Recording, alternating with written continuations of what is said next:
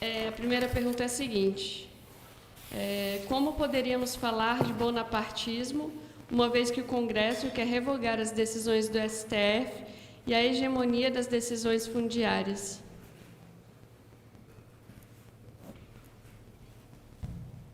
Uma vez que o Congresso quer revogar?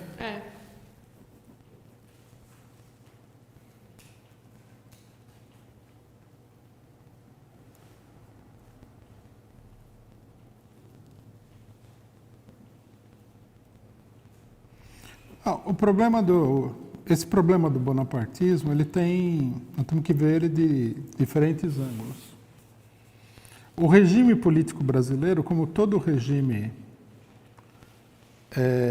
dito democrático num país atrasado, ele é um regime de bonapartismo parlamentar, digamos assim, de aparência parlamentar. Isso quer dizer que o Congresso, de fato, não tem um poder político real. Agora, isso é diferente de um governo bonapartista. No caso que nós estamos vendo aqui, nós temos uma situação que é a seguinte: nós temos um esforço da burguesia, e o golpe acentuou muito isso, no sentido de constituir um governo de tipo bonapartista, com anulação do Congresso Nacional. O Congresso Nacional, na realidade, ele não revogou decisões do STF. Ele, pela primeira vez, por uma questão de sobrevivência política, entrou em choque contra arbitrariedades espantosas e escandalosas do STF. É uma reação muito pequena. Por exemplo, a Lava Jato mandou prender um senador em pleno gozo do seu mandato. Isso aí mostra um controle do judiciário sobre o Congresso Nacional total. A pressão da imprensa, a pressão da turba lá no sentido de controlar o Congresso, tudo isso daí indica que o Congresso, na realidade, está acuado. Ele já não toma nenhuma decisão própria. A própria votação do impeachment da Dilma mostrou isso daí. Então, não é fato de que o Congresso ele esteja aí com uma posição de se opor à ditadura. Não, ele está totalmente controlado. Ele simplesmente que a tentativa de derrubar o Renan Calheiros, eles se enfrentaram aí, mas veja, essa tentativa é uma tentativa absurda. A decisão do Fux é uma decisão escatológica. E a pressão continua para que isso daí seja feito assim. O STF, muita gente nem se deu conta. O STF, ele toma decisões sobre... inventa legislação sobre coisas decisivas que o Congresso não toma essas decisões. Ele é um órgão legislativo, o STF. Tudo isso aí mostra a situação. Sem falar no principal, né? Se você é deputado, você tem que tomar muito cuidado com o que você vai falar. Você pode ser preso agora até dentro da tribuna do Congresso Nacional. Lá. Só está faltando esse detalhe. Entrar lá a polícia e prender o cidadão falando na tribuna. A Polícia Federal já invadiu o Congresso sem autorização do próprio Congresso. Na verdade, o Congresso tem menos... como é que se diz? Tem menos defesa contra as arbitrariedades do que tinha na época da ditadura militar. Ele é totalmente refém da situação. A reação precisaria ser muito maior. E a esquerda precisaria se opor, né, às investidas totalmente ditatoriais contra o Congresso. A esquerda não fala nada. Por exemplo, qual que é o grande questionamento nesse momento? Que o Congresso Nacional pegou um projeto e modificou o projeto. Quer dizer, nós podemos discutir sobre o teor da modificação. Eu, por exemplo, acho que eles teriam que ter rejeitado aquele projeto na integridade. A Luciana Genro, acho que que o Congresso tinha que aprovar tudo integralmente, inclusive a restrição ao habeas corpus e tal, que mostra que ela perdeu totalmente o juízo. Agora, o Congresso pode tomar a decisão que ele quiser, aprovar, mudar, remendar, excluir artigos, incluir artigos. É a função do Congresso fazer isso daí. E há um escândalo muito grande, quer dizer, na realidade, a direita, ela quer demonstrar que o Congresso não pode fazer nada a não ser aquilo que o STF, que a imprensa quer. Inclusive inventaram esse negócio da voz das ruas para intimidar o Congresso. Um detalhe importante aqui que eu vi essa semana, eu não mencionei porque era uma coisa mais secundária, mas que precisa ser denunciado.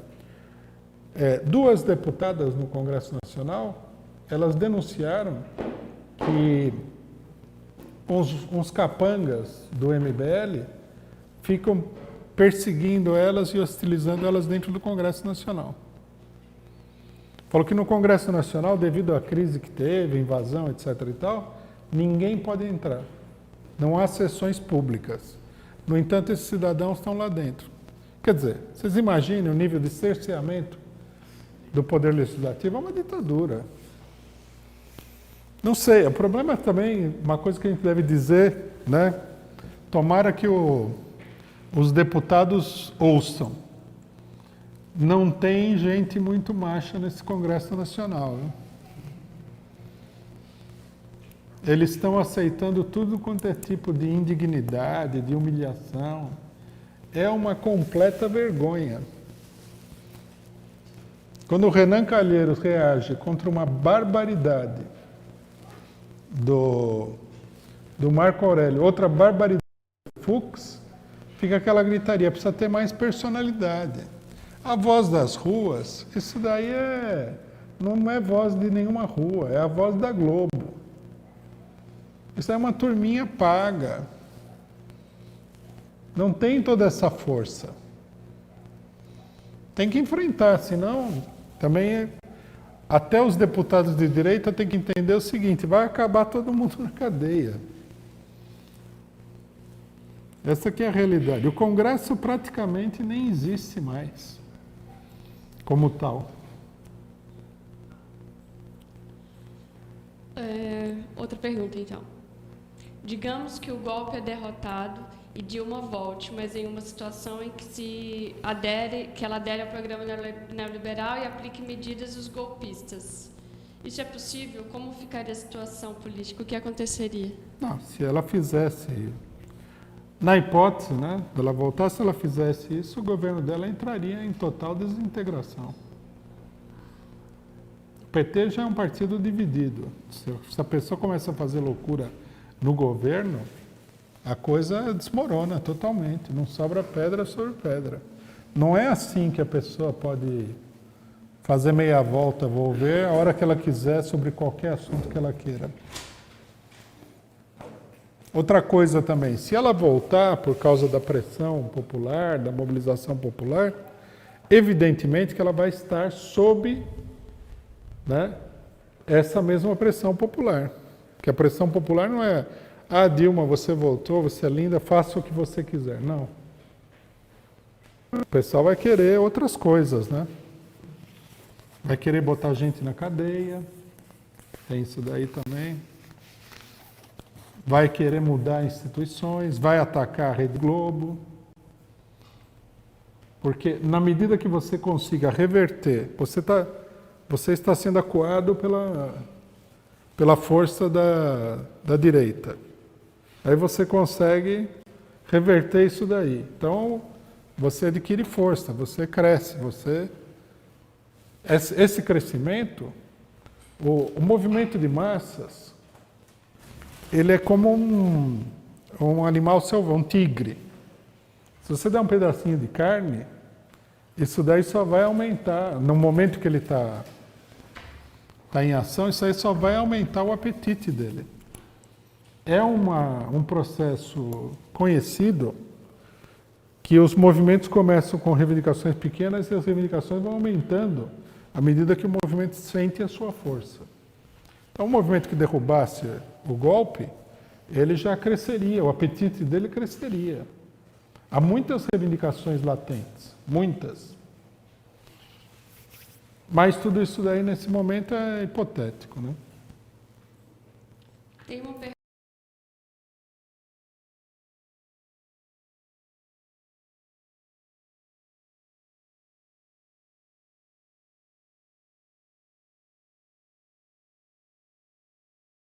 O governo Temer está apenas exponenciando medidas já criadas no governo Dilma, o que configura apenas uma alternância de poder.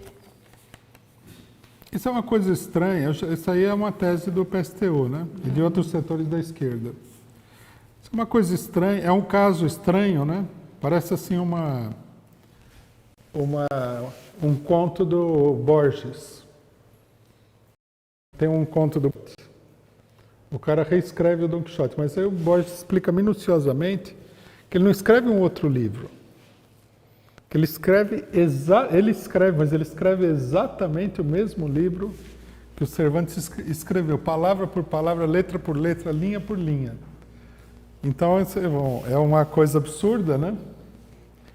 Então, aqui nós temos um absurdo também, que o cara se dá o trabalho de gastar milhões, de fazer uma gigantesca campanha de imprensa, botar gente na rua, etc. e tal, para botar um governo para fazer a mesma política do governo anterior. Não faz sentido nenhum isso daí. Não, o negócio é o seguinte, não é verdade que a política do governo atual é a mesma política do governo anterior. Não tem nada a ver. Uma coisa que nós falamos já antes da eleição é que a burguesia queria tirar a Dilma porque a Dilma tinha uma política de ajuste. Mas a burguesia achava que isso aí era perfumaria perto do que ela precisava fazer. Na época que a Dilma fez um ajuste e o outro fez um ajuste que é o mesmo ajuste. Não, a política do PT tem um sentido totalmente distinto da política do golpe. Assim como a política do Trump é totalmente distinta, em objetivos, da política da Hillary Clinton. Esse negócio de que todo mundo é igual, todo mundo quer a mesma coisa, isso é um erro muito grave em política. Se nós queremos fazer uma política séria, concreta, você tem que distinguir todos os setores em luta, todas as frações. O PSTU, nesse sentido, é totalmente antimarxista. Eu aconselharia aos gênios do PSTU a leitura do livro do Marx, As Lutas de Classes na França, onde ele mostra como cada fração da burguesia se unifica, se divide, cada uma delas tenta tentar o poder e tal. Quer dizer, o marxismo é a compreensão das diferentes facções de classe lutando entre si. Senão, nós não temos uma análise da luta de classes. Nós temos uma análise de uma coisa imaginária. Então, por exemplo, a política do PT, ela está sendo... Tudo que o PT fez, que nós podemos considerar que eram reformas limitadas, moderadas, está sendo demolido pelo golpe. Não tem nada a ver. E vou dizer mais. Os golpistas, eles só apresentaram o dedinho do gigante. Se diz que pelo dedo se conhece o gigante, mas dá para conhecer, mas é o dedo. Então, isso daí é uma coisa absolutamente errada. E mais um comentário. Qual é o efeito real de você falar que a política de agora é a política de antes? O efeito real é desmobilizar a luta contra o golpe. Confundir as pessoas que estão lutando contra o golpe.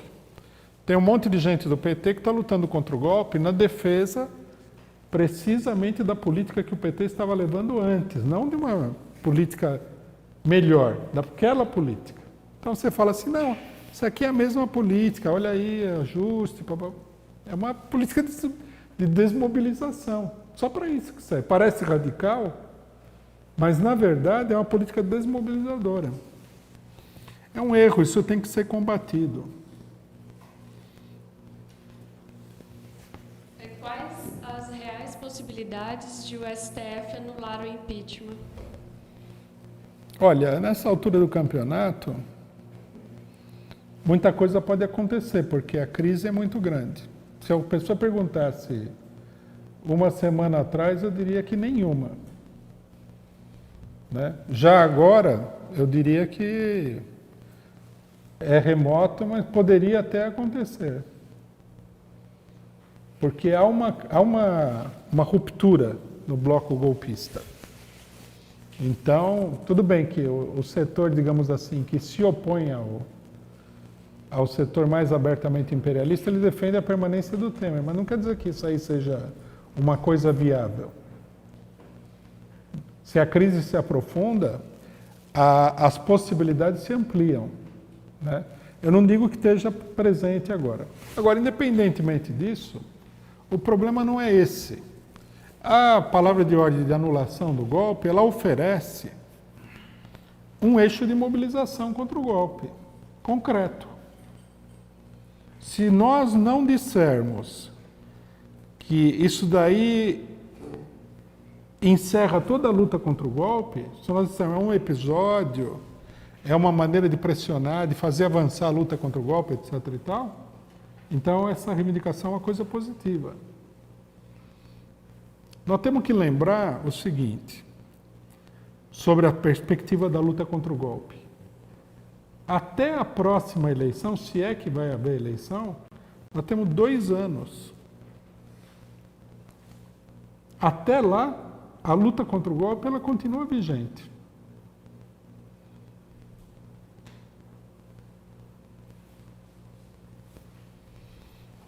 Eu já vi situações em que o problema da luta contra o golpe, a deposição de um determinado presidente e tudo mais, ela ultrapassou aí até o próprio mandato da pessoa.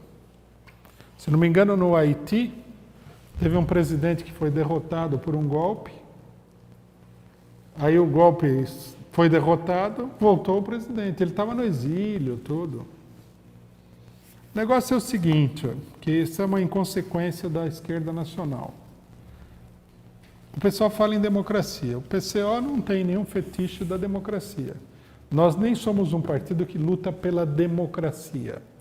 Nós lutamos pelo socialismo, nós lutamos pelo governo operário. Os outros, eles falam a democracia, o estado de exceção, a Constituição Cidadã de 1988 e tal, fazem o maior fetiche da democracia. Bom, se nós vamos discutir democracia, nos termos dele, nós temos que entender o seguinte. Em 2014 houve uma eleição, e a eleição foi ganha pela dona Dilma Rousseff. Então isso daí tem que ser respeitado. Se a gente não vai exigir nem isso daí, vamos abrir mão de tudo então, entrega tudo. Vamos para monarquia, sei lá. A nossa posição nesse sentido é muito clara. Enquanto permanecer o governo golpista, nós vamos estar pelo respeito à decisão popular. Aí alguém pode falar que o governo era ruim, tudo bem. É ruim? Tira o governo numa outra eleição, ou então, sei lá, faz uma revolução de verdade, né? Porque esse negócio de que as massas na rua derrubam o governo é muito relativo. Pergunta sobre o porquê tirar o Renan Calheiros se quem assume a presidência do Senado é um petista. Porque, logicamente, se eles tirarem o Renan Calheiros, vão tirar o petista também.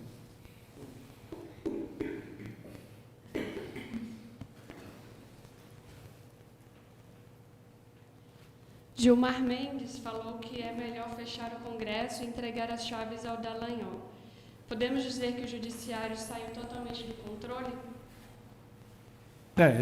Podemos dizer sim. Totalmente não sei, mas que está, digamos assim, girando em torno de um eixo falso, totalmente dividido e sem perspectiva, tá. a divisão dentro do judiciário, ela foi uma crise, ela é uma crise muito grave. Inclusive as declarações bombásticas do Gilmar Mendes mostram o nível de crise que existe por detrás da coisa, né? Já tem um processo contra o Toffoli. Provavelmente eles vão demolir também o STF, para ajustar o STF ao golpe. Isso daí, num certo sentido, era previsto, que depois do golpe o STF iria se dividir. Aí nós temos os franco-atiradores do STF lutando contra um setor mais estabelecido, mais direitista, na verdade direitista e esquerdista, né? Formou-se um bloco aí na defesa de determinadas prerrogativas, mas a coisa é muito grave mesmo. Por isso que se fala em intervenção militar. A intervenção militar ela se dá justamente nisso. A burguesia percebe que não está conseguindo controlar o país através das instituições, então é obrigada a intervir uma força capaz de disciplinar o conjunto do Estado, né? Porque, veja bem, só uma coisinha rápida sobre o problema de teoria política do Estado. A burguesia, ela não se organiza propriamente nos partidos políticos. Ela se organiza através do Estado. O Estado é a grande organização da burguesia para a dominação. Logicamente. Os partidos, eles são como se eles fossem acionistas do Estado. Cada setor, né, tem uma participação, como se fosse uma sociedade por ações. Se esses partidos e as instituições do Estado atual começam a se desintegrar, se desentender, entrar em choque, isso daí coloca em pauta a quebra da centralização da burguesia sobre o país, que é feita através do Estado. Isso não pode acontecer, porque se a burguesia perde o controle, a situação pode descambar para um desmoronamento completo do Estado, para uma situação revolucionária, etc. e tal. Por isso que as Forças Armadas, em geral, são chamadas a intervir. Elas são mais coesas, mais disciplinadas. Então, toda vez que você vê, né, a nossa conclusão de que há uma possibilidade de intervenção militar, ela não parte das declarações dos militares, embora essas declarações elas corroborem essa conclusão. Elas partem das tendências centrífugas que a gente observa no interior do Estado. É por isso que os militares falaram de intervenção. Eles, num certo sentido, eles estão mandando um alerta. Falaram, olha, a situação está escapando de controle. Por isso também que se fez um acordo em torno da permanência do Renan Calheiros. Eles perceberam que eles avançaram o sinal e retrocederam, que aquilo ia levar a uma crise cada vez maior. Agora, o que mostra que o acordo é extremamente provisório é o Fux, mandando votar tudo de novo. Aí o Gilmar Mendes cai de pau em cima do Fux e tal. Quer dizer, por detrás dessa crise, que está criando uma situação desagregadora do Estado, nós temos uma tendência de luta que se mostra muito difícil de ser conciliada entre as facções da burguesia. O imperialismo, evidentemente, não está aceitando a solução Temer. Não é suficiente. É muito pouco perto do que eles querem. Isso tende a acirrar as contradições. E eles querem uma limpeza geral do regime político. A liquidação do PMDB está na pauta deles também. O PMDB achou que eles queriam liquidar o PT. Ou talvez uma parte do PMDB nem achasse que eles queriam liquidar o PT. Né? Mas, na verdade, eles querem liquidar o PT e o PMDB e outros partidos também. Aparentemente está na lista aí dos partidos a serem liquidados o PP, que é um partido grande no Congresso, não é um partido pequeno. Provavelmente o partido do Crivella. Tem vários partidos aí que estão na lista de liquidação.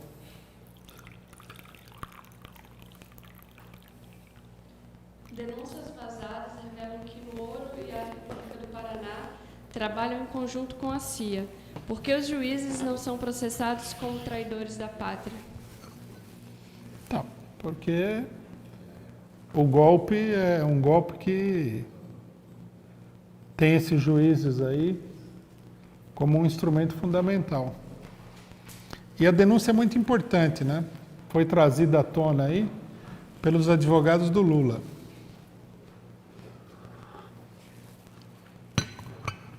Tirando a limpo um negócio que era óbvio desde o começo do golpe.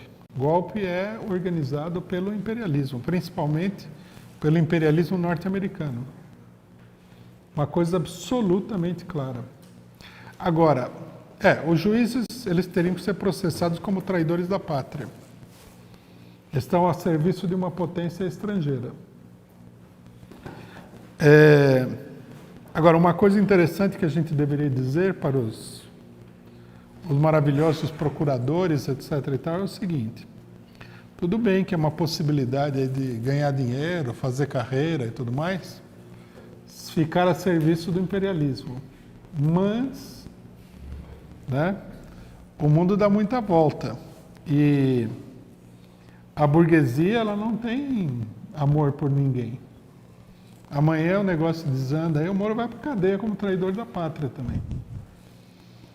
Certamente está crescendo a ideia de que ele está a serviço de um país estrangeiro, né? Nós deveríamos, inclusive, exigir o fim de toda a infiltração dos serviços de inteligência e de outras organizações norte-americanas no Estado Nacional, na Polícia Federal, nas Forças Armadas. Inclusive exigir o rompimento de todos os tratados de cooperação, porque se um país usa o tratado de cooperação para se infiltrar no seu Estado, isso não é um país amigável. Então tem que romper os tratados de cooperação com o imperialismo. Isso tudo vai ser colocando em pauta, né? É uma, como é que se diz? É um efeito colateral do golpe. Ele revela os mecanismos através dos quais as classes dominantes dominam o país. Teria que ser levantado todo um programa com relação a isso daí. Isso sem falar no judiciário, né? Se o pessoal não entendeu até agora por que não pode deixar o judiciário tal como ele é, não vai entender nada nunca. Outra coisa também que a gente precisa explicar. Não é verdade que o judiciário seja um poder democrático. O judiciário não é uma instituição criada pela democracia. Isso existe muito antes da democracia. Sempre fez parte de regimes extremamente autoritários e arbitrários. Essa que é a realidade do judiciário. Por isso, todo regime democrático tem que colocar o judiciário numa rédea curtíssima. Quem tem que controlar o país num regime democrático é o parlamento, não o judiciário. O judiciário tem que estar sob controle. Não se pode dar poder ao judiciário. Isso é uma ditadura. Cada juiz é um ditador. Quem já foi processado por alguma coisa, ou já viu o funcionamento dos processos, sabe. Você entra no tribunal sem saber o que vai acontecer. Você nunca tem certeza que o seu direito vai ser respeitado, nada. Isso aí qualquer advogado pode explicar para todo mundo. O judiciário não é um poder democrático. Na maioria dos países, as ditaduras, elas fazem uma mudança muito superficial no judiciário. O parlamento eles fecham, o judiciário eles mantêm. Tiram um ou outro juiz aí que tem um espírito democrático e pronto. Basta ver que essa associação de juízes pela democracia, eles falam, é minoria da minoria no país.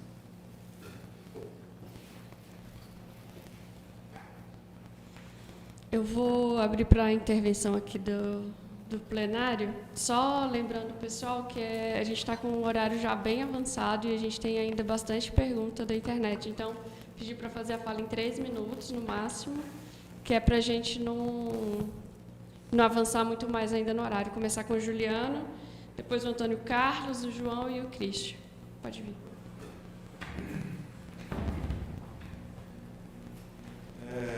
Só de consideração sobre alguns problemas, Rui. Acho que o primeiro deles, que eu estava pensando e conversando na semana com alguns companheiros, era... tem muita especulação do que pode acontecer sobre intervenção militar, eleição direta já, de uma volta civil não volta. Mas sobre o que fazer já, o pessoal não especula muito, né? Tem muita ação. O pessoal acha que tem que fazer o que foi feito nesse negócio da PEC, quebrar, sair na rua, etc. e tal.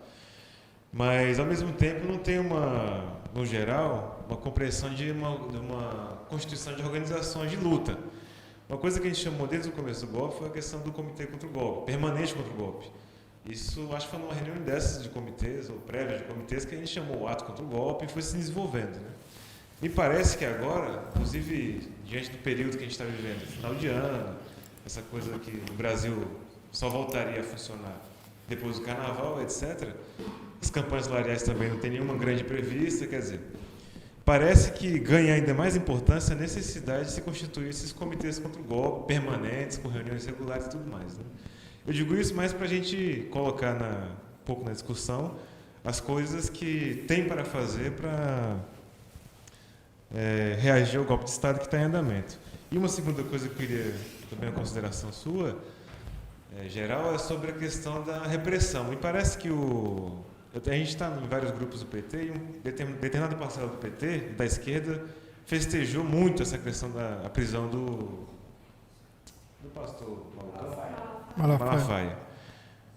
Como se fosse um novo passo, mais uma vez, um novo passo, vão aprofundar as investigações até chegar aos direitistas. Você vê? Pegaram até um evangélico que era odiado pela esquerda, quer dizer, finalmente estão prendendo alguém, vamos ver isso daí, quem sabe a gente, de fato, não supera o golpe através das próprias instituições do golpe, né, como a Polícia Federal. Então, seriam essas duas considerações aí dos comitês e da repressão, né?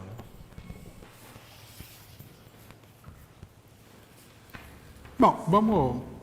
Como é o pessoal aqui, não é o caso de todo mundo falar?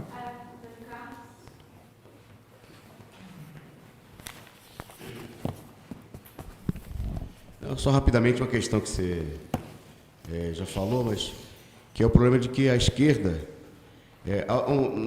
numa semana anterior, foi feita uma pergunta a você sobre os métodos do PCO, os métodos que o partido utiliza para análise, né? Como é que o partido conseguia acertar diante da situação política, fazer uma série de acertos, desde do problema da previsão da operação golpista, já há vários anos atrás.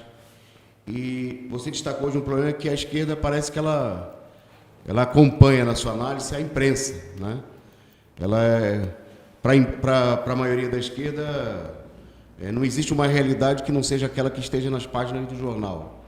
Então, para a gente ver não só o PSTU que vai ao delírio extremo, né, de agora estar fazendo campanha a favor contra a barbárie em Alepo, né? Salve Alepo, tem uma campanha mas não houve a campanha, quer dizer, que é o acompanhamento, claro, da política do imperialismo, né? Porque quando o imperialismo invadiu o Iraque, destruiu o Iraque, matou mais de 1 milhão de pessoas, né? Destruiu toda a produção de petróleo do país, levou à ruína o país que tinha o melhor sistema educacional né, um dos melhores do mundo, de todo o Oriente, e ninguém fez campanha salve o Iraque. Né? O imperialismo a gente não via na Rede Globo, coitado do povo do Iraque. Agora, quando o imperialismo perde, está sendo derrotado claramente na Síria, agora tem uma campanha salve Alepo, coitado do povo da cidade. Agora, a gente vê isso também na política nacional. Né? É muito notório que a burguesia está sentindo o desmoronamento, a crise, no certo sentido, da situação, o agravamento da crise econômica. Você destacou hoje na intervenção o problema de que até o Ronaldo Caiado agora está a favor de eleições diretas. Né? Não tem um dia na televisão onde não apareçam pesquisas de opinião, né, mostrando... Ontem, por exemplo, acho que é do Ibope, falava que a maioria já tem mais gente considerando que o governo do Temer é pior do que a da Dilma, né? E que uma parte acha que é a mesma coisa, que significa que é muito ruim, porque essa que acha que é a mesma coisa é porque também não gostava do governo Dilma. E uma outra parcela acha que é pior. Somando os dois, dá mais de 75%, que acha que o governo é igual ou pior ao da Dilma, né? Então, só esse problema de que... Quer dizer, como é que a esquerda... Esse problema de que a esquerda faz análise com base na imprensa, né? Quer dizer, não é um problema da luta de classe, quer dizer, não há um envolvimento da esquerda também de experimentar a sua posição. Se fala muito da necessidade de mobilizar os trabalhadores, mas não há uma busca de fazer isso, porque a esquerda abandonou a ideia de ter um jornal, a esquerda não tira panfletos, né? A esquerda não procura intervir de maneira concreta junto aos trabalhadores. Quer dizer, como colocar o problema? A gente está falando de uma perspectiva e, nesse momento, o movimento operário está muito paralisado. Né? Qual o papel desse momento do problema de se dirigir aos trabalhadores para não ficar simplesmente a esquerda, não ser uma esquerda simplesmente uma comentarista da situação, que fica fazendo uma análise, mas que procura intervir e ajudar o movimento operário a assumir essa defensiva que você analisou? Só uma coisinha. Deixa eu pedir um intervalo de 2 minutos. Ok. Às 2h30, nós vamos estar realizando a reunião do Comitê contra o Golpe, com a presença de companheiros não só do PCO, mas também do PT, e companheiros que querem organizar a mobilização, pensando já na perspectiva do começo do ano e no próximo etapa, na luta contra o golpe e pela anulação do impeachment. Então, os companheiros, nós estamos também fazendo um chamado, né? E essas reuniões já estão sendo feitas em várias cidades, né? Tem comitês funcionando, nós precisamos impulsionar, e os canais do partido na internet, os telefones, estão à disposição para justamente impulsionar essa campanha. Nós estamos publicando panfletos e nós vamos procurar, né, junto com companheiros dos mais diferentes setores, né, impulsionar essa perspectiva. Então, nós fazemos um chamado, os companheiros que estão acompanhando, na medida do possível, para participarem da reunião, mas também a organizarem, né, novas reuniões nesse sentido. Esse é o primeiro aviso. Já dou um segundo. Dia 14 e 15 de janeiro, nós vamos realizar em Brasília um Seminário Nacional de Educadores em Luta. Né? Tem matéria no site do Diário Causa Operária tratando desse assunto. Nós estamos fazendo inscrições.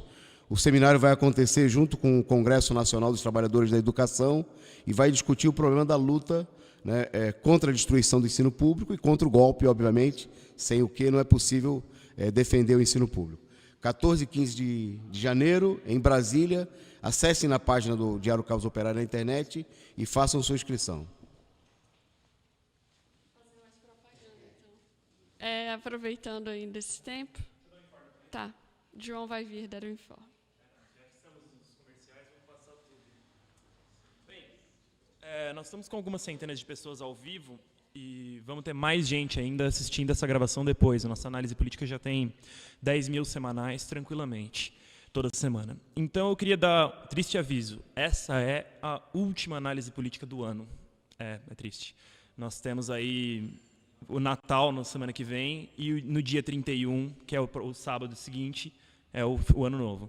Mas vocês podem ficar ligados porque o companheiro Rui Pimenta vai fazer um discurso na festa de Ano Novo do PCO e vai ser transmitido ao vivo para todo o país ver a nossa análise, nosso balanço de fim de ano e a nossa comemoração do ano que foi aí de luta contra o golpe, etc.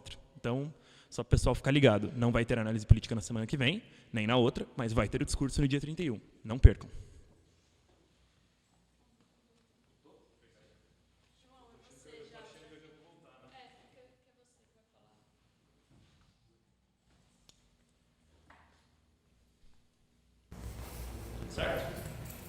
de volta?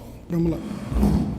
Não, a minha pergunta era parecida, vai do mesmo ângulo que a do Toninho, só que vai pelo outro lado, que é a seguinte. Eu estava lendo na autobiografia do Leon Trotsky que durante a Revolução Russa ele fazia uma reunião semanal com os militantes do Partido Bolchevique, com operários que estavam participando do processo revolucionário e tudo, onde ele fazia uma análise política da situação, dos acontecimentos. E nós estamos aqui agora, a gente acabou de dar o informe de que essa é a última análise política do ano, por causa dos feriados do Natal e do Ano Novo. E eu queria que você comentasse sobre se a gente foi inspirado diretamente no que ele relata, porque ele ia lá toda semana fazer uma análise, um balanço da situação, isso aí está no livro dele para quem quiser ver. E ainda mais que acho que seria interessante, já que é a última análise, que fosse feito um balanço do alcance da nossa imprensa, rápido, Eu tô olhando aqui. do avanço que nós tivemos no ano aí, porque, como já foi falado, nós temos 300 pessoas ao vivo hoje, esse é um dia, e hoje é um dia fraco, porque a gente já conseguimos passar mais do que isso tranquilamente, e mais ou menos um balanço da atividade da imprensa do partido, rápido, só para as pessoas que estão assistindo verem a importância do trabalho que a gente tem feito e tudo. Que eu acho que muita gente assiste a análise, mas não tem uma visão geral do trabalho que foi a imprensa que lutou contra o golpe, que denunciou a direita. Fomos os únicos que fizemos uma denúncia coerente o tempo inteiro, que não nos rendemos a eleições gerais, etc. Basicamente é isso. Queria comentar sobre a questão do Trotsky e sobre um balanço da imprensa.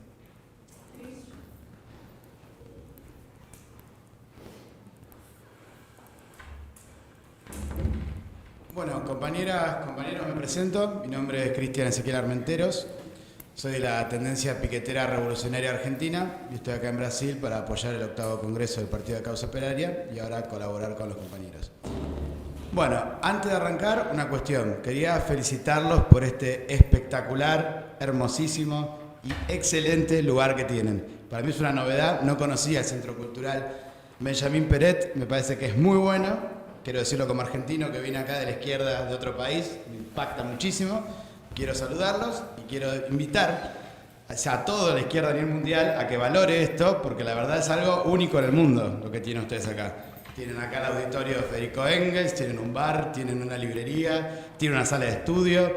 Si yo fuese parte de la izquierda brasilera, si militase acá, creo que querría vivir en este lugar, internarme acá adentro, porque es una fiesta, digamos, para la militancia de izquierda. Así que bueno, señalar en primer lugar que cualquier militante a nivel mundial que pase por Brasil, pase por el Centro Cultural Benjamín Peret. Bueno, dicho, y felicitaciones a todos ustedes porque esto es un esfuerzo, no pasa de casualidad este lugar, es una conquista. Bueno, dicho esto, 4 cuestiones. En primer lugar, me parece que es muy importante el informe que plantea Ruy, suscribo. Considero que es muy importante visualizar que desde el Congreso para acá se abrió una nueva situación política con esta agitación militar.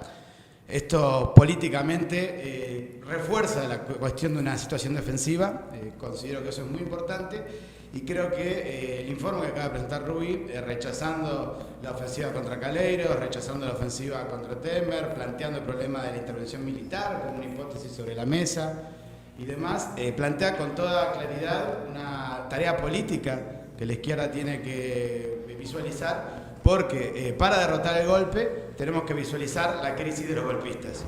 Y la izquierda que no vio el ascenso de los golpistas o que lo ocultó deliberadamente, mucho menos está capacitada para intervenir en esta segunda etapa de la crisis de los golpistas. Por lo cual creo que es muy importante esto que se está señalando acá como informe político, creo que hay que colocarlo a discusión y suscribo fuertemente la moción de organizar los comités de lucha contra el golpe.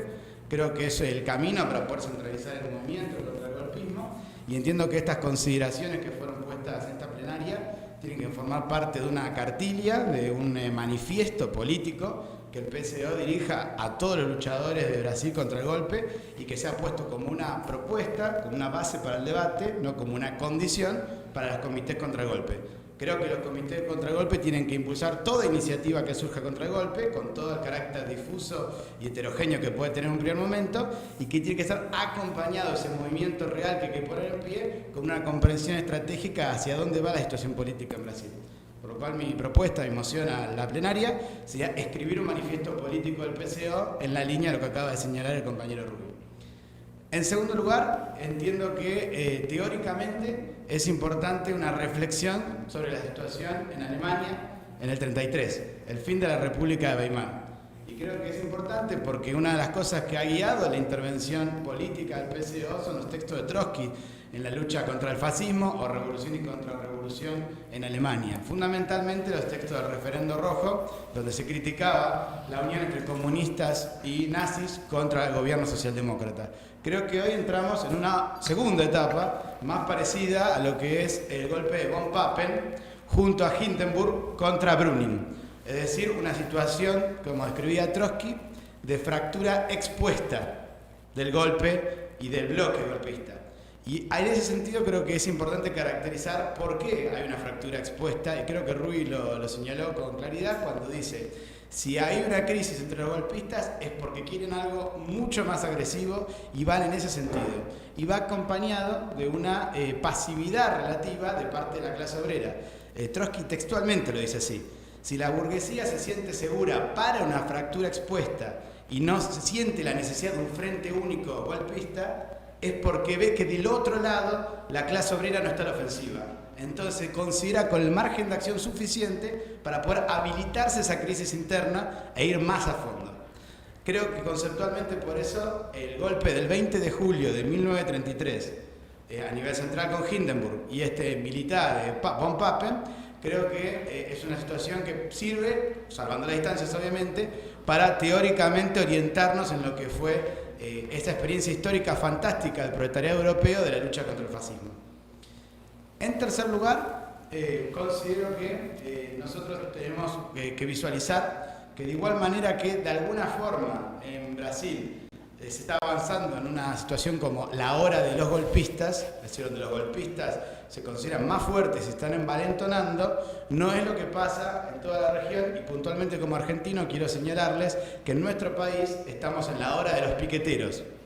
Y eso es importante políticamente porque muestra la debilidad de los golpistas a nivel regional.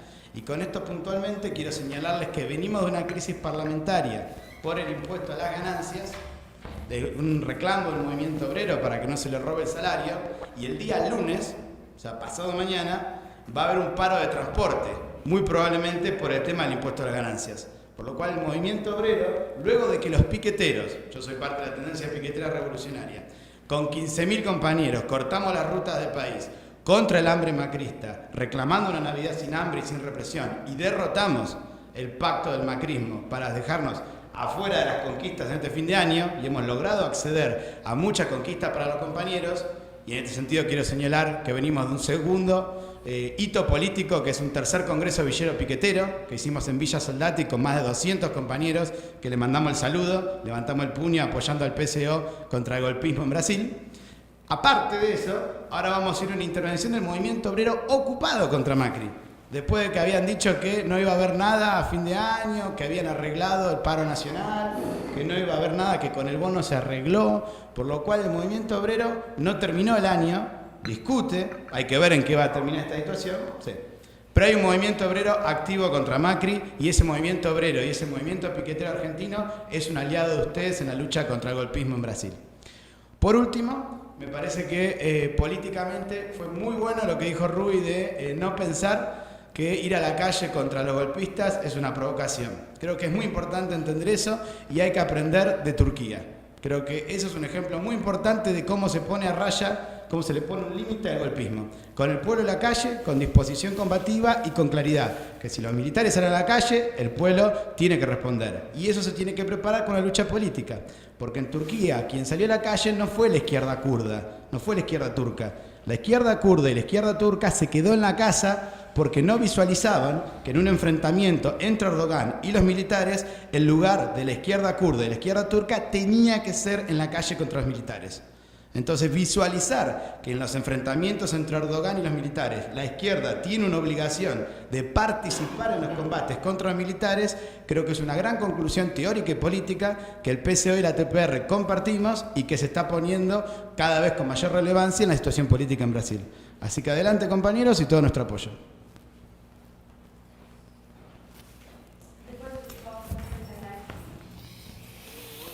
Bom, rapidamente, companheiros.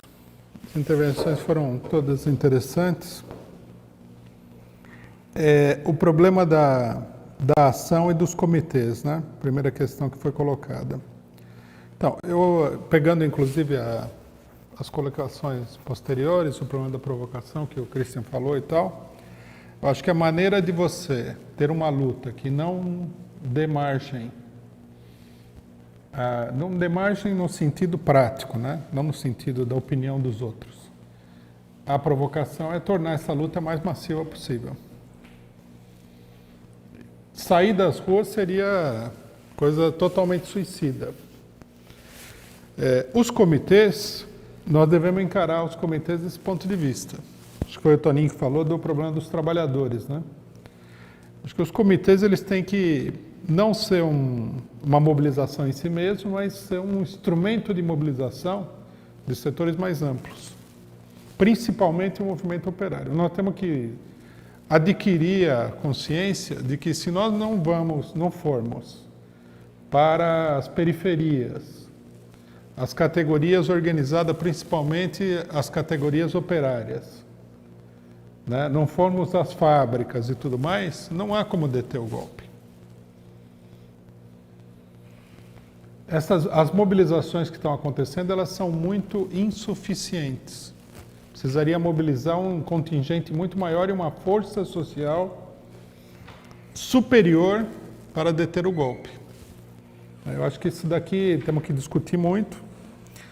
Eu estou de acordo com a ideia de que nós devemos produzir manifestos, etc. e tal. A gente já tomou a decisão de tirar imediatamente um cartaz para os comitês pedindo anulação do golpe. Eu acho que nós temos que tirar cartilhas e tudo mais.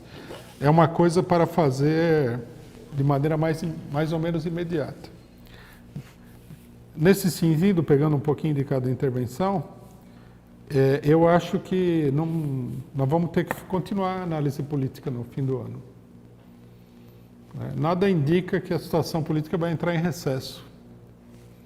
A situação está muito turbulenta para entrar em recesso. Vamos ter que ver se a gente faz.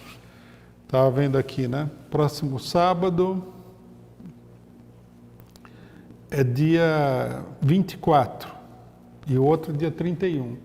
Se a gente faz essa data mesmo, faz uma outra data, mas eu acho que nós vamos ter que manter.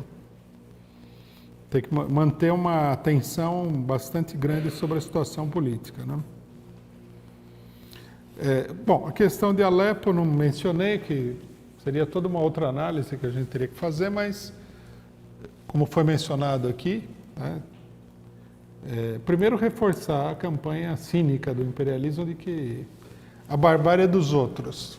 Eles não, eles são humanitários, eles botam fogo no mundo, destroem os países e tudo mais, e os outros é que são bárbaros. É uma coisa extraordinária.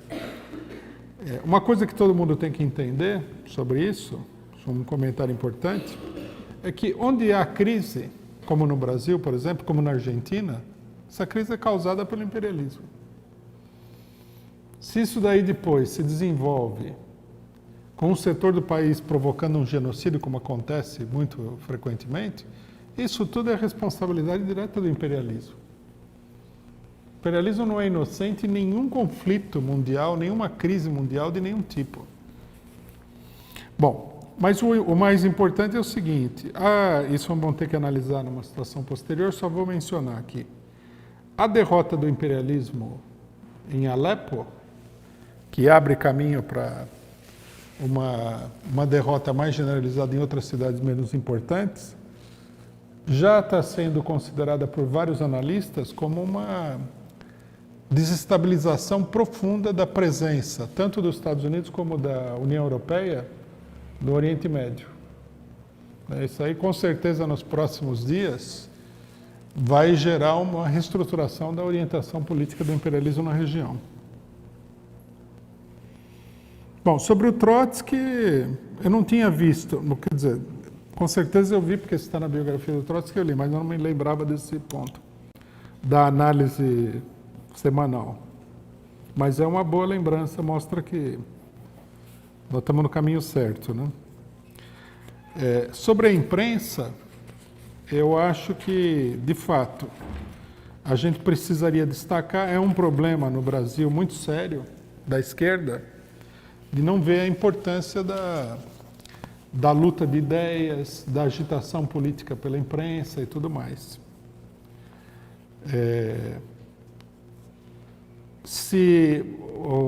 Todo mundo percebeu já que o principal instrumento do golpe de Estado foi o quê?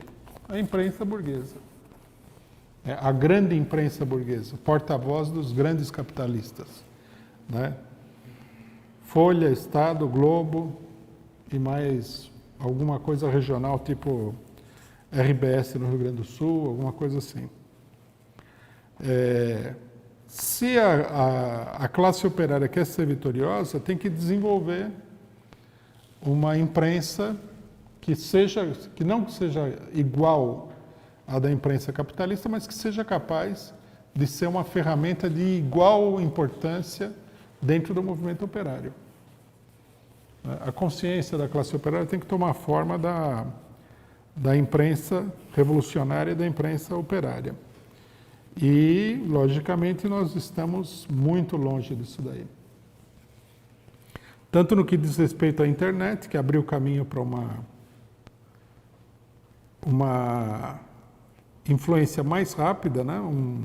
Atingir um público maior em menor espaço de tempo, como do ponto de vista da imprensa impressa, né?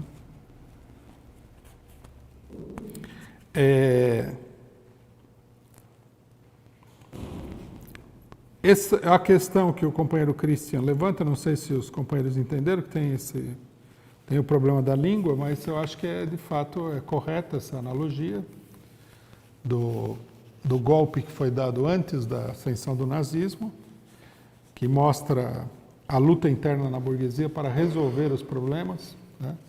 De um ponto de vista geral, a burguesia ela avança, ou ela procura avançar como classe, como todas as classes sociais, como todas as pessoas, dos meios menos custosos para os mais custosos, né?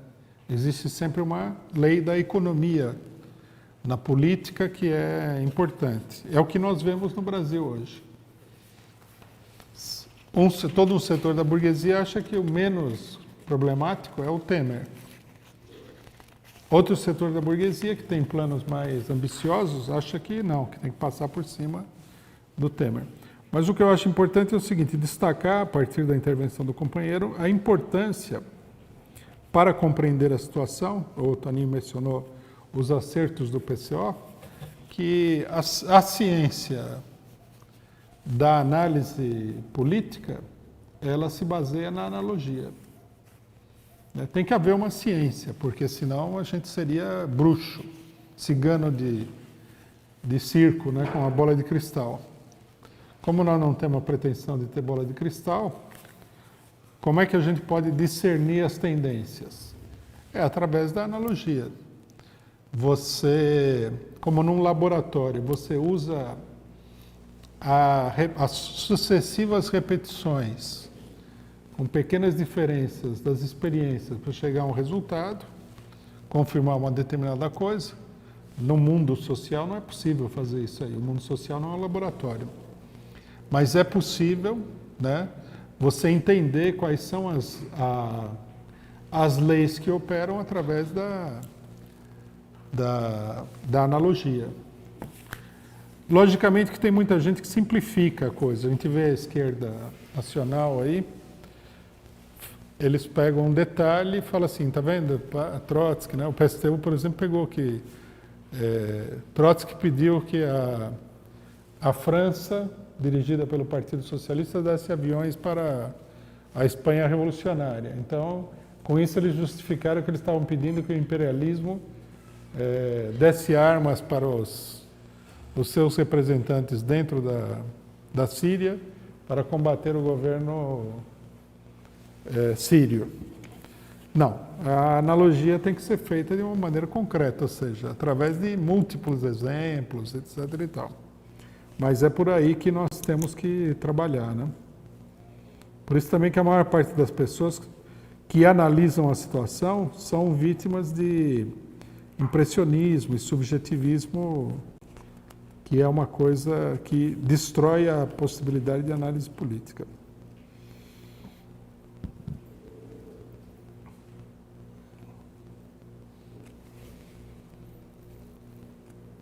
Eu ia falar mais uma coisinha, mas eu estou... uma coisa interessante é isso, né? Que o companheiro mencionou aqui na última intervenção, que a situação brasileira parece estar em contradição com a situação geral latino-americana.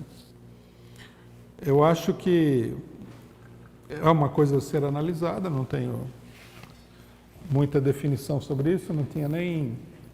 A gente fica tão absorto pela crise que a gente perde alguma referência, né? Mas uma coisa que eu acho importante a gente assinalar em termos da situação latino-americana é que o que está acontecendo no Brasil vai definir muitos rumos do que vai acontecer no restante do continente. A derrota dos brasileiros, aí se não houver reação, se estabelecer aqui um regime de força, etc. e tal, isso aí vai influenciar muito a América Latina. Logicamente que também a vitória das massas contra essas tentativas nos outros países vão contribuir para fortalecer a resistência brasileira. É uma coisa de mão dupla. Vamos lá? Vamos. Você falou um pouco sobre esse negócio da intervenção militar, mas eu mantive 2 perguntas só para, se possível, ampliar um pouco a questão, que é para comentar a fala do general da reserva, que falou sobre a possível intervenção militar na matéria do alerta que ele publicou no Estadão.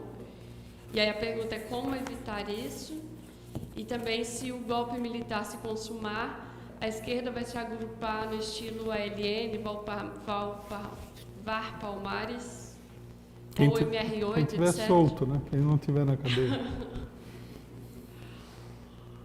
É isso. O problema militar, ele é um problema complexo. A gente tem que... Caberia uma análise à parte. Não vou fazer toda a análise aqui, mas vou chamar a atenção para alguns aspectos que são importantes. Um primeiro aspecto é que existe todo um setor que pode ser minoritário dentro das Forças Armadas, mas que é um setor muito bem coeso ideologicamente, que é um setor abertamente golpista. Quer dizer, nós temos que considerar, isso a gente considerou desde o começo, que essa abstração de que as Forças Armadas elas são constitucionais, democráticas, que aparece sempre na véspera de golpes de Estado, é uma bobagem. O Exército, como todas as instituições e organizações, ele é dividido. Existe uma luta de facções dentro do Exército.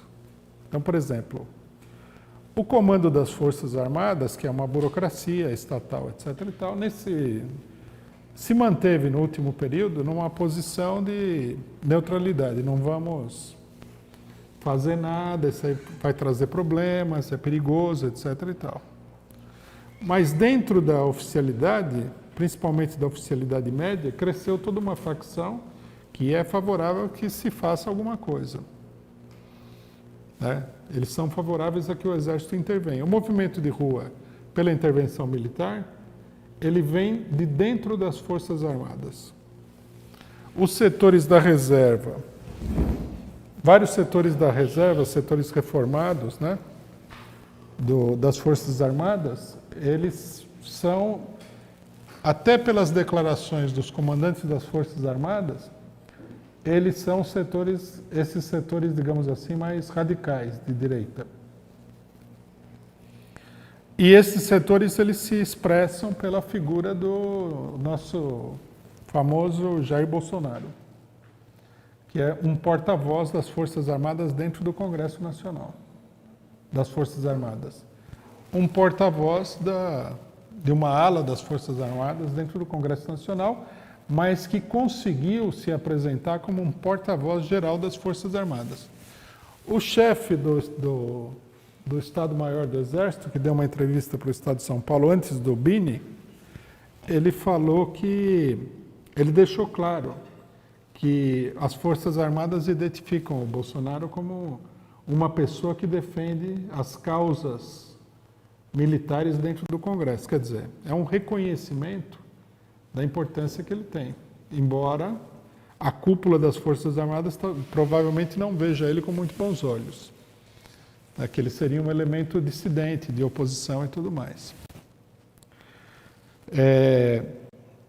Quando saiu a declaração do general Bini, saiu também um comentário de dentro das Forças Armadas dizendo o seguinte, que isso aí não expressa o pensamento das Forças Armadas, que os setores da reserva são saudosistas da ditadura, que é um grupinho, babá.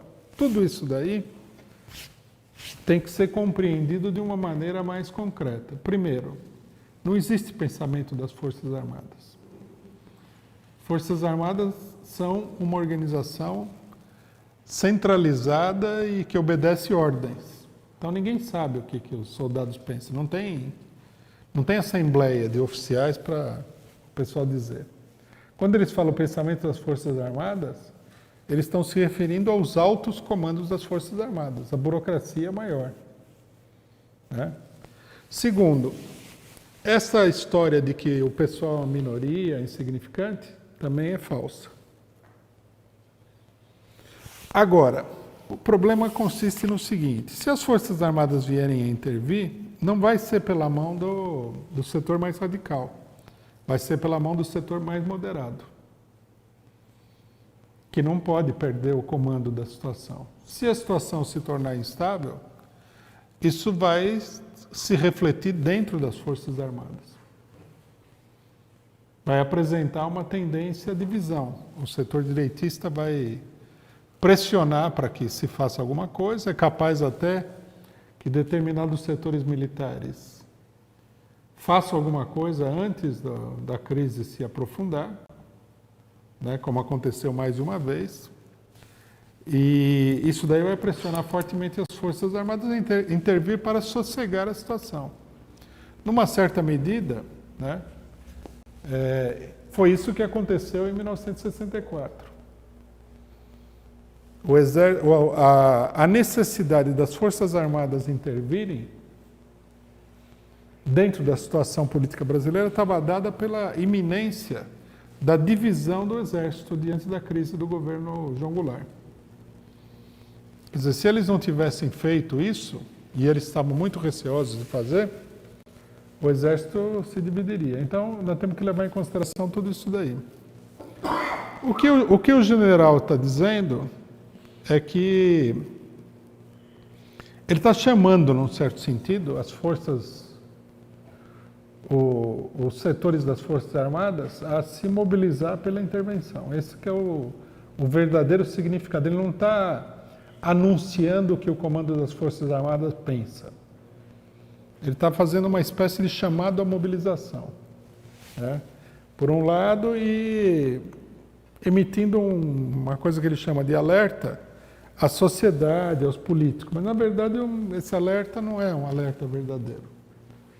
O documento é dirigido aos setores das Forças Armadas. Quer dizer, há uma mobilização. Uma ingenuidade que a gente viu durante todo o golpe é achar que golpe não envolve Forças Armadas. Nunca existiu esse golpe. Isso seria uma novidade absoluta no mundo, né? Muita gente, inclusive, o problema é que a esquerda é cheia de sociólogos, né? Então eles têm teorias sociológicas. Não, é um novo tipo de golpe. Não tem novo tipo de golpe. Já deram todos os tipos possíveis e imagináveis de golpe que pode existir. O golpe que é apoiado pelas massas já foi dado muitas vezes no passado. O golpe civil com as Forças Armadas zelando pelo êxito do golpe já foi feito também, né? O pessoal é muito limitado intelectualmente. Eles acham que o golpe, por natureza, é o golpe militar. Esse aí não é fato, não é verdade isso. Isso foi uma modalidade de golpe que foi executada muito nos anos 60 e 70, mas teve muito golpe antes disso que não era golpe diretamente militar. Um dos golpes mais famosos da história da humanidade foi o golpe do Napoleão III, né? Do livro do Marx, o 18 de Brumário. Não foi um golpe diretamente militar, embora as Forças Armadas estivessem por detrás do golpe, logicamente. O golpe foi dado primeiro, pelo cidadão que era presidente, foi um autogolpe, digamos assim, apoiado pelas Forças Armadas e contou com uma ampla mobilização de setores da burguesia em vários lugares do país. A burguesia dava um apoio grande para o golpe. Em muitos lugares tomaram o poder nas cidades, etc. e tal, sem a ajuda das Forças Armadas. E se estabeleceu um governo por uma pessoa que era um civil. Então, essa ideia de que o golpe tem que necessariamente ser um golpe militar é totalmente falsa. Os militares sempre participam do golpe de uma maneira ou de outra, mas a forma do golpe altera muito. O Exército, logicamente, que acompanha o golpe, deu aval ao golpe, ninguém ia derrubar o governo sem pedir uma luz verde dos militares. Isso aí é absolutamente claro. Bom, qual que é a possibilidade da coisa? Tudo vai depender da marcha da situação política. O que nós devemos ter em mente na análise é que essa carta ela está na mesa. Não podemos deixar de lado essa possibilidade. Dizer que a carta está na mesa significa dizer o quê? Que é a maior possibilidade, a menor possibilidade? Não. É uma das possibilidades. Você arma o jogo político. Se fracassar A, B e C, você usa D. É assim que funciona. Se a situação evoluir, A não funciona mais, então você tem que usar tal outra coisa. É difícil de saber, porque a crise, pela sua própria natureza, ela envolve uma certa bagunça, né? E pode escapar totalmente do controle dos participantes dentro da crise. Agora, as declarações dos militares recentes, elas são significativas de que já existe a consciência de que se a coisa desandar, vai ter tropas na rua. Aí o que eles vão fazer a partir daí também não depende só deles, depende da marcha geral da situação, né? Desculpa, só um detalhe. Logicamente, o que a gente tem que fazer? Nós temos que tornar claro, tornar consciente essa possibilidade para iniciar um movimento contra qualquer intervenção das Forças Armadas na situação política. Isso tem que ser muito discutido, muito divulgado. É a mesma coisa que aconteceu com o golpe em si. Só antes de você perguntar, mais uma coisa que me ocorreu. Nós publicamos uma matéria com a citação do general. Daí eu vi um cidadão acho que é militante do PSOL, não sei, alguma coisa assim. Daí ele achou que aquilo era uma piada. Para PCO.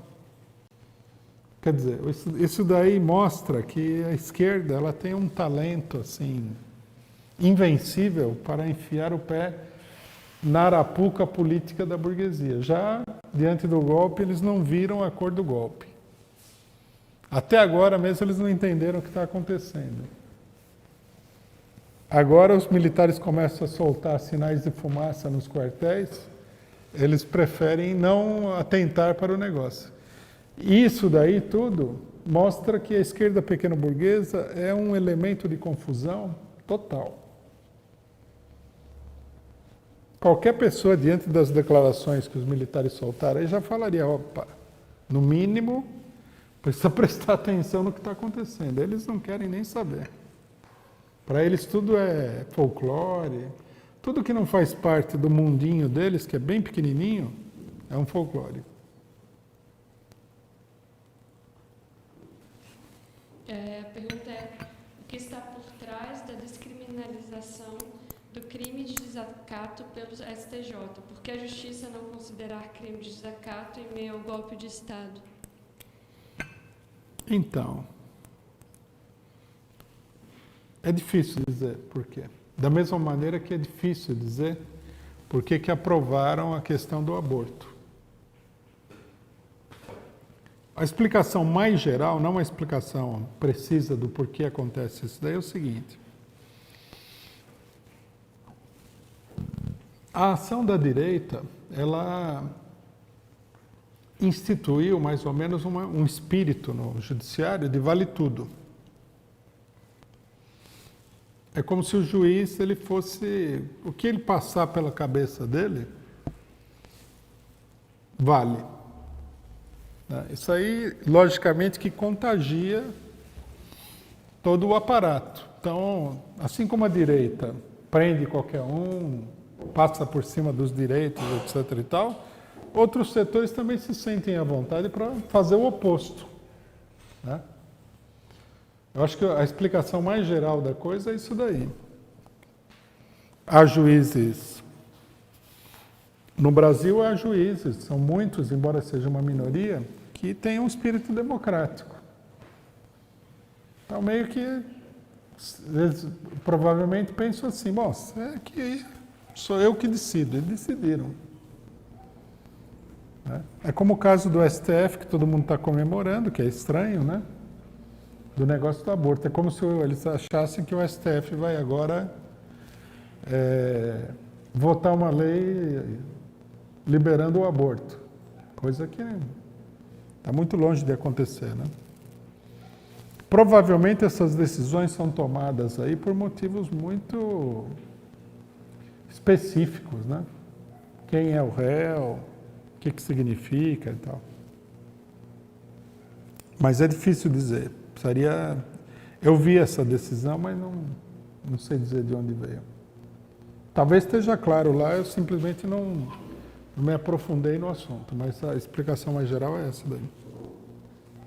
Qual a simbologia da morte de Dom Evaristo Arns?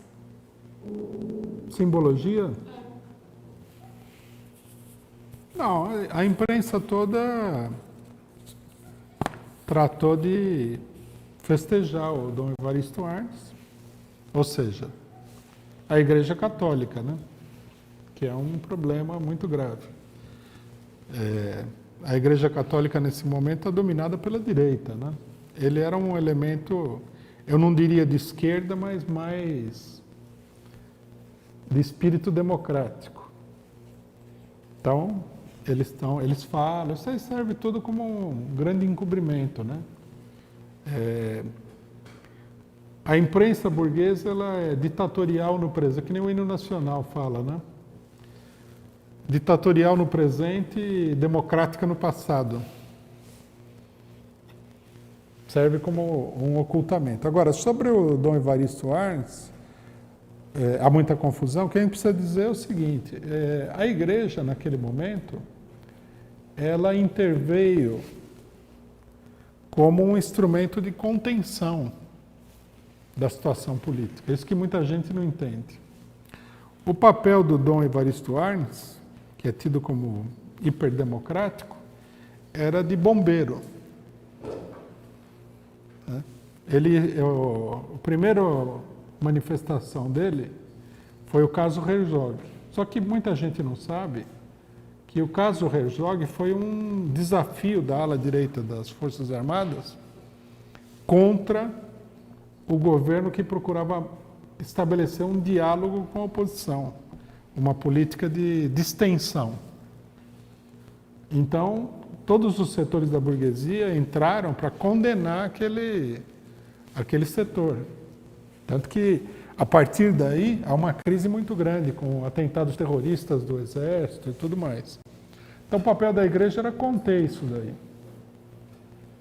A igreja procurava conter os radicais, ela ocupou um papel tão privilegiado que ela tratava de conter o movimento operário, a esquerda radical e a direita radical. Por exemplo, quem participou das greves do ABC em 78, 79, sabe que o bispo de São Caetano, Santo André, não sei, Dom Cláudio Umes, ele falava nas assembleias, tal, a política deles era vamos com calma e tal, quer dizer, manter a política da oposição, que era uma política, na realidade, de acordo com o regime militar. Não era uma política de confronto. Eles atacavam o regime militar no sentido de fazer progredir, né, uma política de transição, etc. E tal, mas a política deles não era de confronto.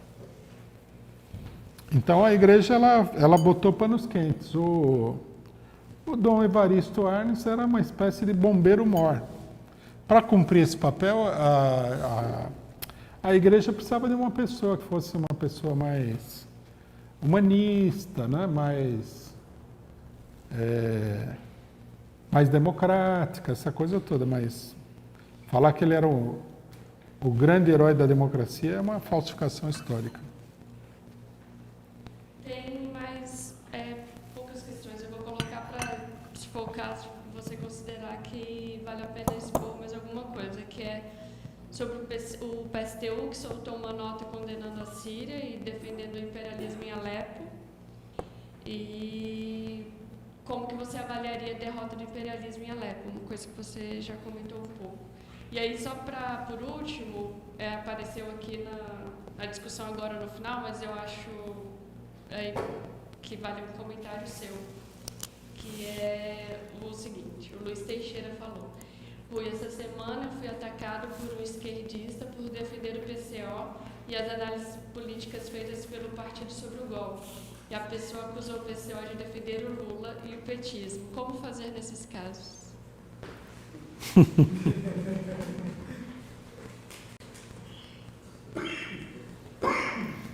Bom, primeiro sobre o negócio de Alepo, acho importante falar o seguinte, que para todos os interessados, né, a posição do PSTU, ela é uma posição totalmente, mostrou inclusive com esse negócio, que ela é uma posição totalmente pró-imperialista. Porque o PSTU, ele não defende qualquer oposição ao Assad. Por exemplo, ele não defende o Estado Islâmico. Ele defende a oposição que foi criada e sustentada pelo imperialismo. Ele acompanha a propaganda imperialista de que tudo isso foi uma barbárie, etc. e tal. Que é negado por uma quantidade gigantesca de pessoas que falam que tudo isso é mentira. Lógico, temos que entender uma coisa, é uma guerra. Né? Guerra não é um negócio construtivo, é uma coisa destrutiva. Né? Definição do Clausewitz sobre guerra é atividade letal. Então, se supõe que vai morrer muita gente numa guerra. Não é boa, não dá para você ficar feliz. Agora, uma coisa é uma guerra, onde morre muita gente inocente, causa prejuízos para a população civil gigantescos. Não vamos aqui dourar nenhuma pílula. A guerra é uma calamidade para a população. Mas uma coisa que a guerra em si, que causa uma série de calamidades, e outra coisa é que os sírios, iranianos e russos tenham promovido aí um massacre da população civil, que nada indica que tenha efetivamente acontecido. Né? O PSTU, nesse sentido, tem uma posição totalmente. É interessante como eles se adaptaram à psicologia geral do imperialismo dito democrático, né?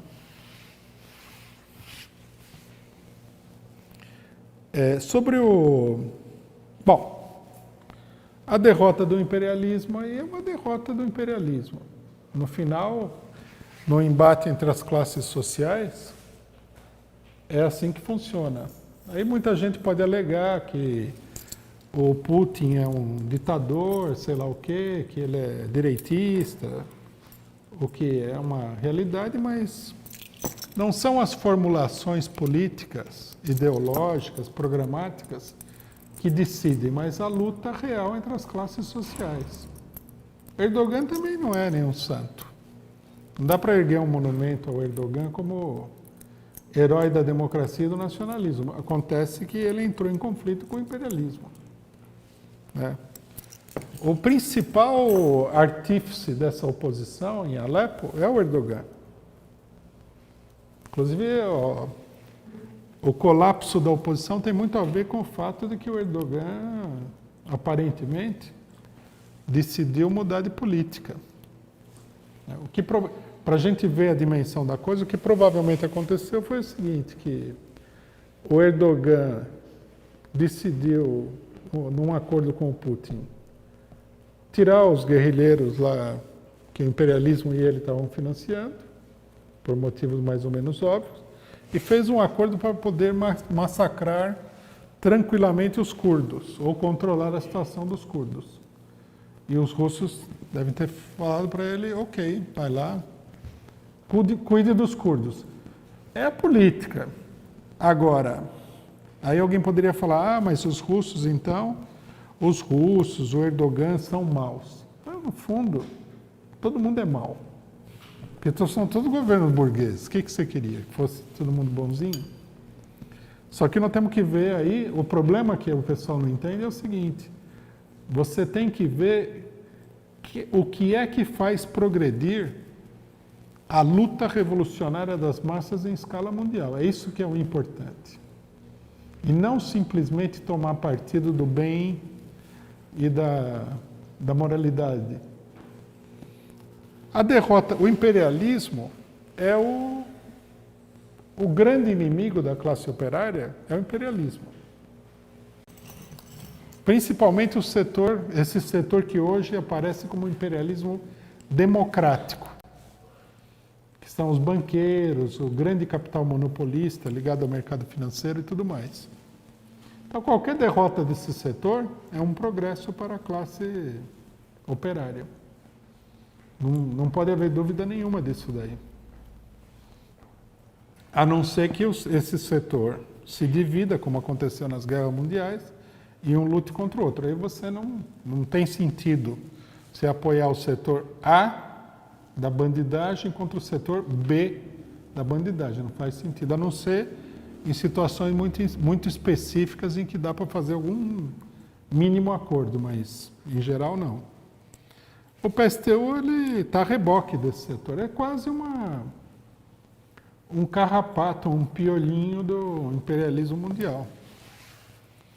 É uma desgraça para a esquerda. Isso daí vai levar o PSTU, está levando já, a completa dissolução. É uma política insustentável, né?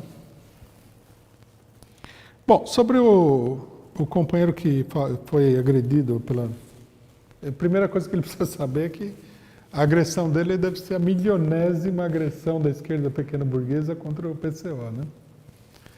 Isso daí, existe uma incompatibilidade entre o PCO e a esquerda pequena burguesa, porque o PCO é um partido operário. O PCO defende o interesse da classe operária, não compartilha das ilusões políticas da classe média. Então, aqui nós vemos a contradição, né?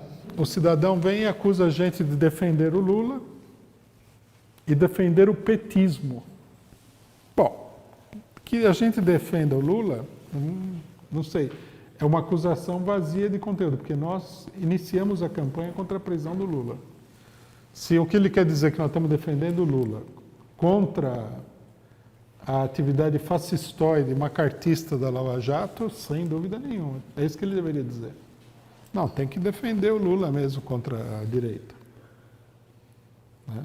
Agora, se ele quer dizer que nós defendemos a política geral do Lula, não, nós nunca defendemos isso aí.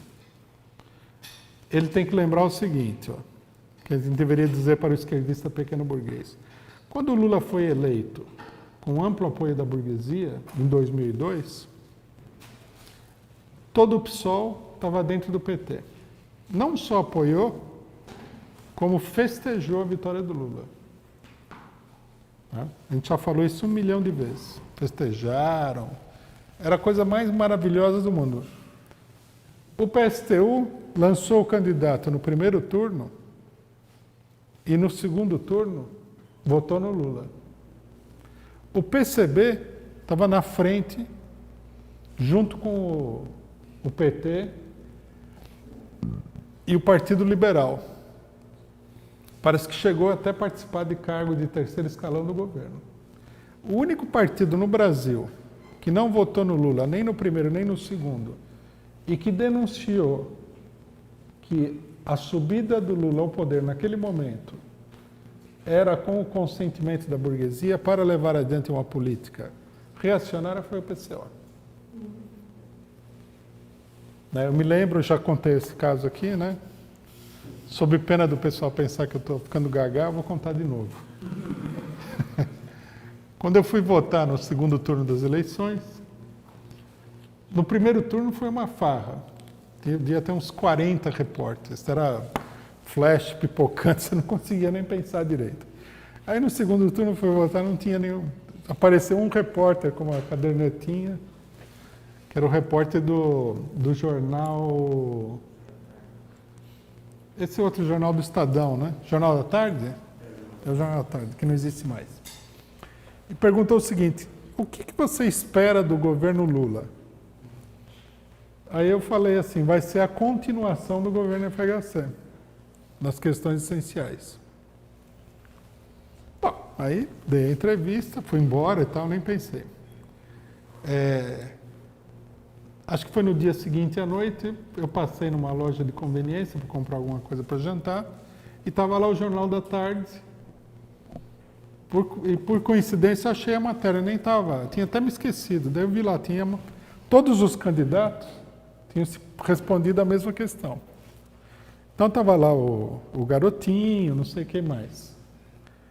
E todos eles falavam, não, esperamos que o governo Lula dê certo, papapá. E o Zé Maria.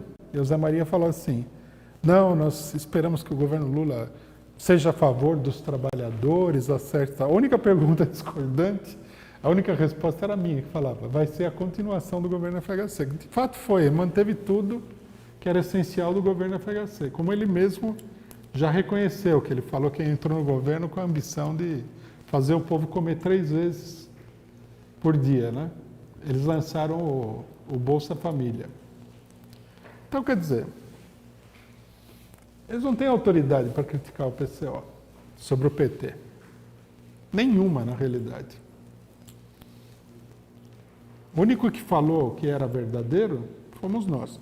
Nós fizemos oposição aos governos do PT em todos os governos, os 4 governos. Só que nós não somos uma oposição pequeno-burguesa, isso aí precisa ser entendido. Cito um exemplo. Uma das primeiras medidas do Lula foi anunciar o Bolsa Família, que no primeiro momento não tinha o nome de Bolsa Família. Então havia especulação, como é que iria ser feito, quem queria controlar, etc. e tal. O PCO falou, nós somos a favor de um programa, nós já éramos antes, né? E que houvesse um programa estatal, tipo Bolsa Família. Aí nós falamos, o que pretendem dar é muito pouco,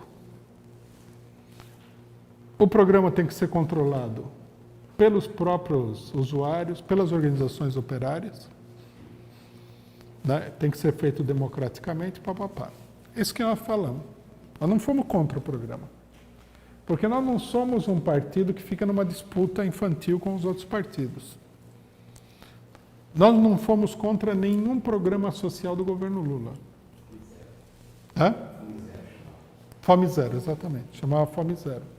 Nós não fomos contra nem aqueles programas que a gente, nem aquelas propostas que a gente considerava que eram propostas erradas, como nós consideramos até hoje. Como, por exemplo, as cotas na universidade. Nós achávamos que devia ser implantado o sistema de livre ingresso na universidade. Mas, como era uma proposta apoiada pelo movimento negro, que beneficiava uma pequena parcela dos negros, nós falamos, nós defendemos também essa reivindicação com a qual nós não concordamos. Então, nós não temos nenhum problema com essas acusações idiotas. O PSTU que deveria explicar por que eles se juntaram com a direita contra o programa Mais Médicos. O programa é insuficiente, mas mais médicos? Tudo bem.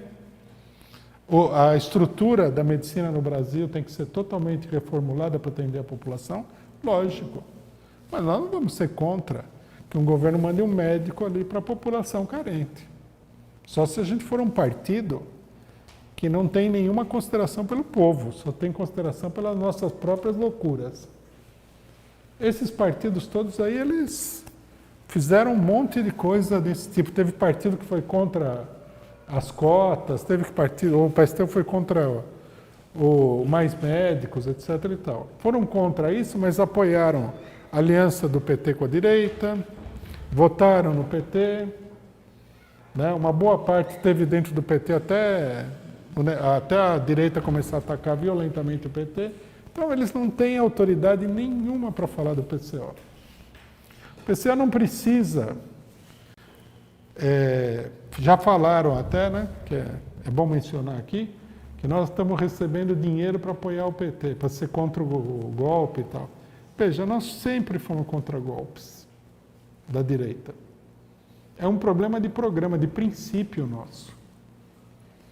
Nós nunca fomos a favor de nenhum golpe de direita, nós não somos o PSTU. Né? O PSTU no Egito apoiou o golpe, nós fomos contra. Isso significa o quê? Que a gente está recebendo dinheiro do Mohamed Morsi? Já é demais, né? Estava recebendo em o quê? Rúpias. O cara está variando, né? Tem que falar, não, vocês não têm autoridade para criticar. Uma coisa que eu não ia falar porque é insignificante, mas já que trouxeram a esquerda piolhenta o debate, então eu vou falar. Eu olhei assim abismado, não vou dizer que eu fiquei indignado porque não merece. Mas eu vi aí o racha do PSTU, o Mais, falando que o PT não luta contra o golpe. Pô, mas os caras até depois do golpe, eles estavam dentro do PSTU apoiando o golpe. Com que autoridade eles podem falar do PT? Tudo bem, nós podemos criticar a dimensão da luta do PT contra o golpe, mas eles não foram contra o golpe em momento nenhum. Agora já querem tomar conta do negócio, já querem acusar o PT, tirar proveito. É uma coisa assim, uma coisa que a gente tem que entender, que toda a juventude que milita nesses partidos, uma parcela de trabalhadores tem aí, vários desses partidos, tem que entender o seguinte: se realmente a pessoa é a favor do socialismo, quer fazer uma revolução, tem que começar sendo sério na política, porque isso aí não é sério. Tem que estabelecer um debate sério, tem que deixar esse negócio de torcida de futebol e analisar os problemas políticos com seriedade. O PCO apoia o PT. O PCO apoia o PT contra o golpe, sim. Nós nunca escondemos isso daí. Nós não apoiamos só o PT. Porque o PT é um partido bem esquerdista perto de outros partidos. Nós apoiamos assim como os companheiros da TPR, o kirchnerismo na Argentina contra as tentativas de golpe, Evo Morales, o chavismo, o Morsi, o Erdogan. Quer dizer, então tem que ver, nossa política é coerente ou não? Isso que a pessoa tem que perguntar. E a política dos outros é coerente? Não, não é coerente. Então, eu acho que o companheiro que foi assediado aí moralmente não deve levar em consideração assédio moral. Nós temos que discutir política. E se a gente discutir política, é um terreno totalmente desfavorável para a esquerda. Por quê? Porque toda a esquerda pequeno-burguesa centrista nacional apoiou o golpe. Isso daí vai ser difícil de apagar da história deles. Toda. Inclusive o PSOL que fala que lutou contra o golpe, o PSOL votou contra o impeachment, que é muito diferente de lutar contra o golpe. E até hoje não lutam contra o golpe. A pressão que eles fazem para não ter luta contra o golpe é enorme. Então, mais uma vez, repito, não tem moral para falar nada.